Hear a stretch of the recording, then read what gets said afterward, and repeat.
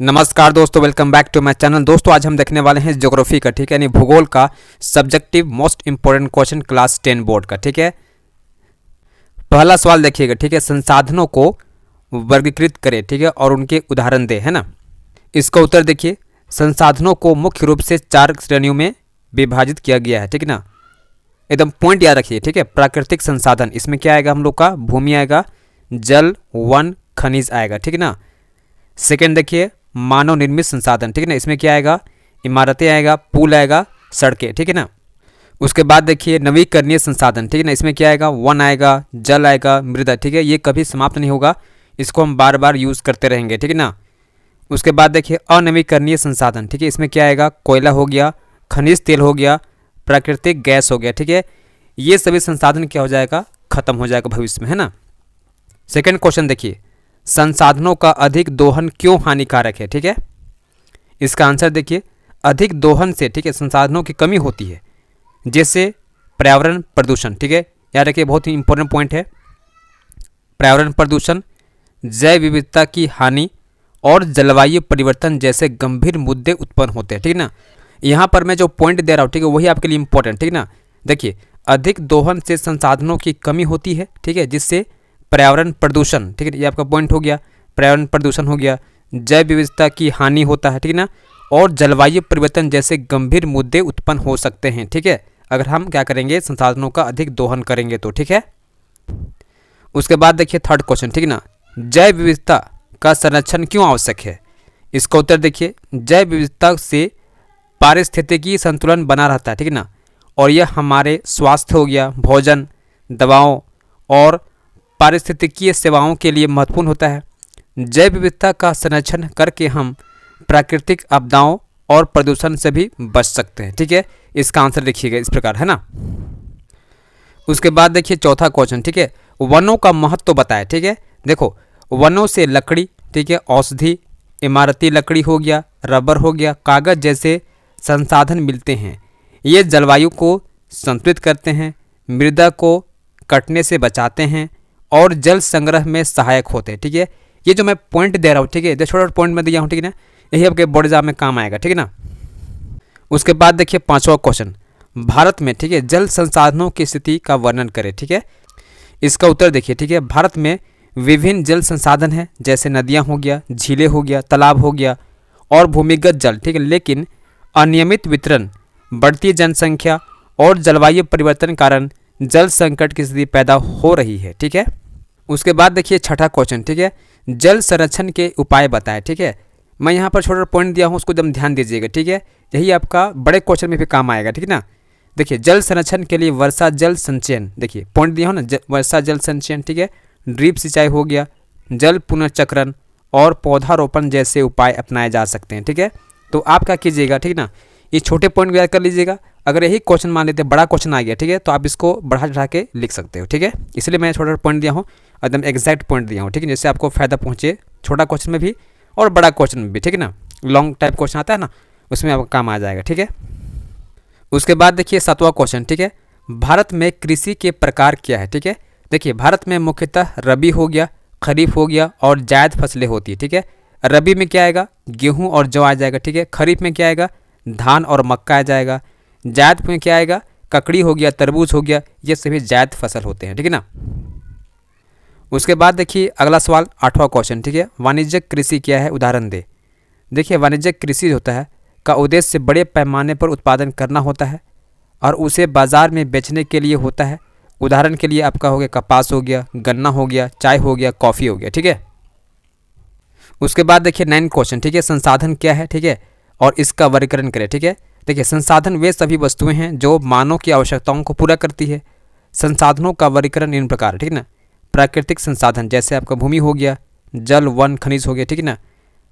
मानव निर्मित संसाधन, जैसे आपका इमारतें हो गया, सड़कें हो गया, मशीन, ठीक है। मानव संसाधन, जैसे आपका ज्ञान हो गया, कौशल हो गया, ये सभी, ठीक है। उसके बाद देखिए 10 नंबर क्वेश्चन, ठीक है, संसाधनों का अनियमित उपयोग क्यों हानिकारक है, ठीक है।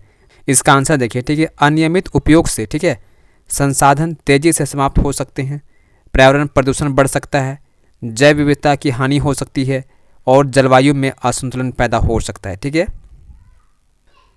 उसके बाद देखिए अगला सवाल, ठीक है, सतत विकास क्या है? ठीक है, सतत विकास क्या है? देखिए, सतत विकास ऐसा विकास है जिसमें वर्तमान पीढ़ी की आवश्यकताएं पूरी की जाती है, लेकिन आने वाली पीढ़ियों के संसाधनों के उपयोग में कोई कमी ना हो। इसका उद्देश्य संसाधनों का विवेकपूर्ण उपयोग करना होता है। ठीक है, अब अगला सवाल देखिए 12 नंबर, ठीक है, संसाधनों के संरक्षण के उपाय बताएं। ठीक है, इसका उत्तर मैं एकदम पॉइंट में दिया हूँ। ठीक है, देखिए, संसाधनों का पुनर्चक्रण करके, ठीक है, वृक्षारोपण को बढ़ावा दे करके, है ना, जल और ऊर्जा का विवेकपूर्ण उपयोग करके हम कर सकते हैं, और मृदा संरक्षण, ठीक है, मिट्टी संरक्षण तकनीकों का उपयोग करके हम लोग क्या कर सकते हैं, संसाधनों के संरक्षण के उपाय हम लोग निकाल सकते हैं। ठीक है ना।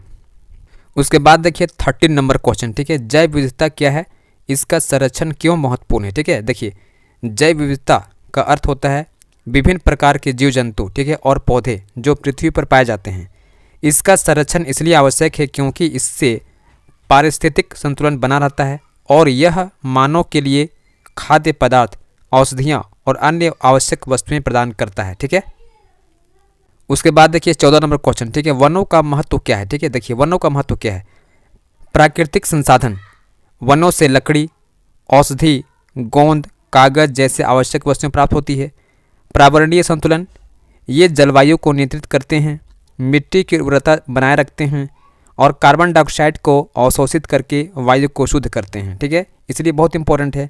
वन्य जीवों का आवास भी है। ठीक है, वनों में अनेक वन्य जीव का घर होता है। कौन? वन। ठीक है, उसके बाद देखिए 15 नंबर क्वेश्चन, ठीक है, वन्य जीवों के संरक्षण के उपाय क्या है? ठीक है, एकदम पॉइंट देखिए, वन्य जीव अभयारण्य का निर्माण करके, है ना, शिकार और अवैध व्यापार पर प्रतिबंध लगाकर हम कर सकते हैं, वनों की कटाई पर रोक लगाना और पौधारोपण को बढ़ावा देकर, ठीक है, जन जागरूकता फैलाकर हम क्या कर सकते हैं, वन्य जीवों के संरक्षण के उपाय हम लोग कर सकते हैं। ठीक है, उसके बाद देखिए अगला सवाल, ठीक है, 16 नंबर क्वेश्चन देखिएगा, भारत में वन संरक्षण के लिए कौन कौन से कार्यक्रम चलाए जा रहे हैं? ठीक है ना, देखिए, भारत में वन संरक्षण के लिए कई कार्यक्रम चलाए जा रहे हैं, जैसे कि आपका हो गया राष्ट्रीय वन नीति। ठीक है, यह वन आवरण को बढ़ाने और वनों के संरक्षण करने का प्रयास करता है। संवर्धनीय वन्य जीव संरक्षण अधिनियम, यह वन्य जीवों और उनके आवासों की सुरक्षा करता है। राष्ट्रीय जैव विविधता प्राधिकरण, ठीक है, यह जैव विविधता को बनाए रखने में महत्वपूर्ण भूमिका निभाता है। ठीक है, उसके बाद देखिए नेक्स्ट क्वेश्चन, ठीक है, नवीकरणीय और अनवीकरणीय संसाधन में क्या अंतर है, उदाहरण सहित समझाएं। ठीक है, देखिए, नवीकरणीय संसाधन ये वे संसाधन हैं जो प्रकृति में पुनः उत्पन्न हो सकते हैं और इनका पुनर्भरण संभव है। ठीक है, जैसे आपका जल हो गया, वन हो गया, मृदा होगी, मिट्टी, है ना। आगे देखिए अनवीकरणीय संसाधन, ठीक है, ये वे संसाधन हैं जो सीमित मात्रा में उपलब्ध हैं और जिनका पुनर्भरण, ठीक है, नहीं हो सकता है, जैसे आपका कोयला हो गया, खनिज तेल हो गया, प्राकृतिक गैस हो गया, ये एक बार खत्म हो जाएगा, दोबारा हम लोग इसका इस्तेमाल नहीं कर सकते। ठीक है, आगे देखिए नेक्स्ट क्वेश्चन, मृदा अपरदन कारण और उनके रोकथाम के उपाय बताएं। ठीक है, इसका आंसर देखिए, ठीक है, अत्यधिक चराई, वनों की कटाई, अनुपयुक्त कृषि पद्धतियाँ, ठीक है, इसका कारण है। ठीक है ना, मिट्टी कटाव के एकदम पॉइंट देखिए। ठीक है ना, पॉइंट आप उसको एक्सप्लेन कर सकते हो और बढ़ा सकते हो। ठीक है ना, अपने हिसाब से। ठीक है, इसके रोकथाम के उपाय समझिए। ठीक है, वृक्षारोपण करके, सीढ़ीदार कृषि खेती करके, ठीक है, मृदा संरक्षण तकनीक का उपयोग करके, वृक्षों का संरक्षण करके हम लोग क्या कर सकते हैं, मिट्टी कटाव को रोक सकते हैं। ठीक है ना। उसके बाद देखिए अगला सवाल, विकास और संसाधनों के बीच क्या संबंध है? देखिए, संसाधन किसी भी क्षेत्र के विकास का आधार होता है। विकास के लिए संसाधनों का उपयोग महत्वपूर्ण है, लेकिन अनियंत्रित उपयोग से संसाधनों की कमी होती है और पर्यावरणीय असंतुलन उत्पन्न होता है। ठीक है ना, तो इस बात को आपको ध्यान देना जरूरी पड़ता है। ठीक है, उसके बाद देखिए नेक्स्ट क्वेश्चन, भारत में संसाधनों के अनियमित वितरण के क्या कारण है? भारत की भौगोलिक विविधता कारण कुछ क्षेत्रों में संसाधनों की अधिकता है, ठीक है, जबकि कुछ क्षेत्रों में कमी है। आर्थिक असमानता भी संसाधनों के अनियमित वितरण का एक कारक है, ठीक है ना, यानी कारण है। उसके बाद देखिए नेक्स्ट क्वेश्चन, ठीक है, वनों के नष्ट होने के कारणों का वर्णन करें। ठीक है, देखिए मैं इसका जो आंसर दिया हूँ बहुत छोटा दिया हूँ, ठीक है, इसको आपको क्या करना है, पॉइंट को विस्तार करना है। ठीक है, बस आपका वही काम है ना, एकदम पॉइंट खाली दिया हूँ मैं। ठीक है, देखिए वनों के नष्ट होने के मुख्य कारण क्या है? कृषि का विस्तार, ठीक है, कृषि का जो विस्तार फैलाव हो रहा है, शहरीकरण एक बहुत बड़ी समस्या है। ठीक है, औद्योगिकीकरण हो गया, लकड़ी और ईंधन की अत्यधिक मांग और अवैध कटाई। ठीक है, ये सब मैं पॉइंट दिया हूँ। ठीक है, इस पॉइंट का करना आपको थोड़ा सा एक्सप्लेन खाली कर देना है। ठीक है ना, बस हो गया। उसके बाद देखिए, ठीक है, वनों की कटाई से उत्पन्न समस्याएं क्या है? देखिए, जलवायु परिवर्तन और ग्लोबल वार्मिंग हो रहा है लगातार। ठीक है, मृदा अपरदन और बाढ़ की समस्या बढ़ेगी। ठीक है ना, अगर वन कटेगा तो वन्य जीवों का आवास नष्ट हो जाएगा और जैव विविधता में कमी आ जाएगी, ठीक है। जल संसाधनों का क्षय होगा, कमी होगा, ठीक है ना, और भूमि की उर्वरता में भी कमी आएगी। तो ये सब पॉइंट है, ठीक है, आपको एकदम अच्छा से याद रखना, ठीक है ना। देखिए आपका यही सब क्या है, एकदम मेन पॉइंट है, ठीक है। इसको आपको याद करना है और एकदम एग्जाम में पूरा एकदम लिख के आना, ठीक है ना। देखिए नेक्स्ट क्वेश्चन देखिए, राष्ट्रीय वन नीति का उद्देश्य क्या है, ठीक है। देखिए इसका उत्तर देखिए, ठीक है। राष्ट्रीय वन नीति का उद्देश्य क्या है? वन आवरण को 33% तक बढ़ाना, ठीक है। वनों का संरक्षण करना, पर्यावरण को संतुलित करना, ठीक है, और वन्य जीव संरक्षण करना है, ठीक है। उसके बाद देखिए नेक्स्ट क्वेश्चन, ठीक है, वन्य जीव संरक्षण के लिए, ठीक है, जैव मंडल आरक्षित क्षेत्र क्या है, ठीक है। देखिए जैव मंडल, ठीक है, आरक्षित क्षेत्र ऐसे संरक्षित क्षेत्र होता है जहां विशेष प्रकार के वन्य जीवों, ठीक है, पौधों एवं जैव विविधता को सुरक्षित किया जाता है। उदाहरण के लिए, ठीक है, नीलगिरी जैव मंडल आरक्षित क्षेत्र है ना। उसके बाद देखिए नेक्स्ट क्वेश्चन, ठीक है, भारत में जैव विविधता के हॉट स्पॉट कौन कौन से, ठीक है। तो भारत में जैव विविधता के 3 मुख्य हॉट स्पॉट है, ठीक है ना। पहला आपका हो गया पश्चिमी घाट, सेकेंड पूर्वी हिमालय, और तीसरा आपका हो गया इंडो बर्मा क्षेत्र, ठीक है। उसके बाद देखिए वन्य जीव संरक्षण में संयुक्त राष्ट्र का योगदान क्या है, ठीक है। देखिए संयुक्त राष्ट्र पर्यावरण, ठीक है, कार्यक्रम जिसे UNEP बोलते हैं, जैव विविधता संरक्षण के लिए कई अंतर्राष्ट्रीय संधियों को प्रोत्साहित करता है, जैसे आपका साइट्स हो गया, जैव विविधता संधि हो गया, ठीक है ना। ये संधियाँ वन्य जीवों और उनके आवासों की सुरक्षा के लिए काम करती है, ठीक है ना। और जो भी नए छात्र, ठीक है, इस चैनल पे जुड़ रहे हैं, प्लीज़ सब्सक्राइब कर लीजिएगा और बेल नोटिफिकेशन को ऑन रखिएगा, ठीक है, ताकि मेरे वीडियो का नोटिफिकेशन आपको मिलता रहे, ठीक है ना।